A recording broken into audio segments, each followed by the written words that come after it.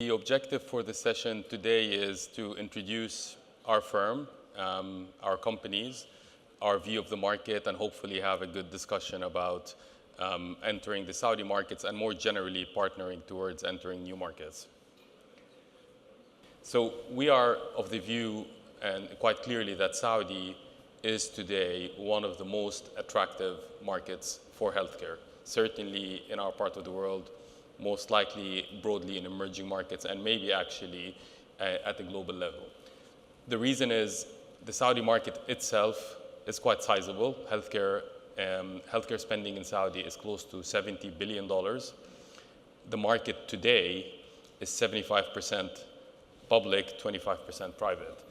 But there has been incredible efforts made over the last 7 to 8 years, guided by Vision 2030 by the Crown Prince, to create a private market.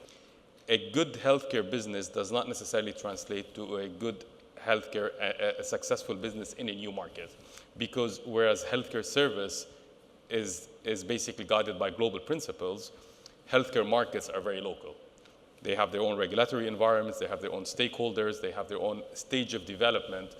And unless a healthcare company is very well aware of where the market is today, it's very likely that a really good healthcare platform might not succeed in a new market.